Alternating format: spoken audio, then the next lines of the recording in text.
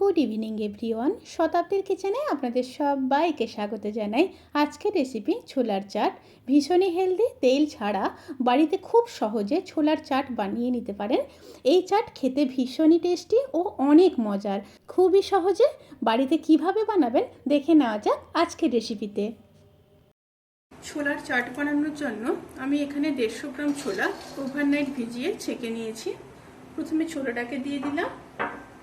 আর আপনাদের হাতে যদি টাইম না থাকে আপনারা 5 থেকে 6 ঘন্টা অবশ্যই কিন্তু ছোলাটাকে ভিজিয়ে রাখবেন। সাথে দিয়ে দিলাম একটা ছোট আলু আর খুব সামান্য লবণ। ছোলা অনুযায়ী এখানে কিন্তু লবণ দেবেন আর অল্প জল।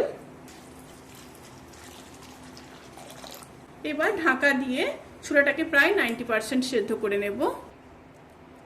ছোলাগুলোকে সেদ্ধ করে নিয়েছি। সেদ্ধ করে জল ঝরিয়ে ভালোভাবে ঠান্ডা হয়ে গেছে। এরপর আলু দিয়ে দেবো। আলুগুলোকে এইভাবে চৌকো চৌকো করে কেটে নিয়েছি। এবার দিয়ে দেব একটা বড় সাইজের পেঁয়াজ কুচোনো, সাথে একটা শসা কুচোনো,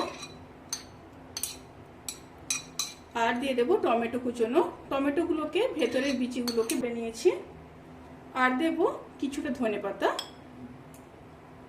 দুটো লঙ্কা,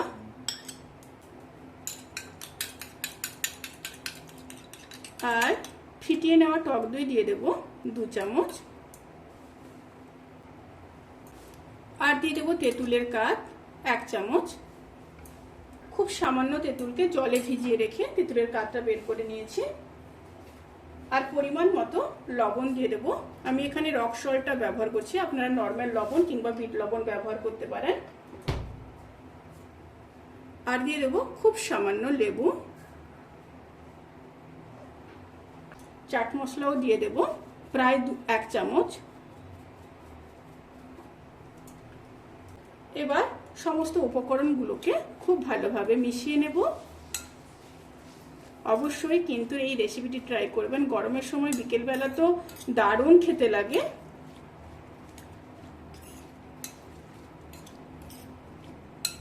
খুব ভালোভাবে মেশানো হয়ে গেছে। এবার সার্ভ করে দেব। ভিডিওটি কেমন লাগলো প্লিজ কমেন্ট করে জানাতে কিন্তু ভুলবেন না। যদি ভালো লেগে থাকে তাহলে সাবস্ক্রাইব করে পাশে থাকা বেল আইকন ক্লিক করে নোটিফিকেশন অল করে রাখবেন। তাতে করে আমি যত রেসিপি দেব সমস্ত লিঙ্ক আপনাদের কাছে পৌঁছে যাবে।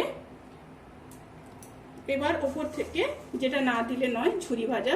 অবশ্যই কিন্তু ওপর থেকে ঝুরি ভাজা দেবেন, তাতে করে খেতে কিন্তু খুব ভালো লাগবে।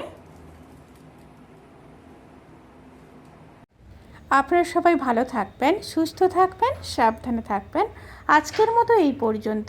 পরের ভিডিওর জন্য অপেক্ষা করুন। টাটা।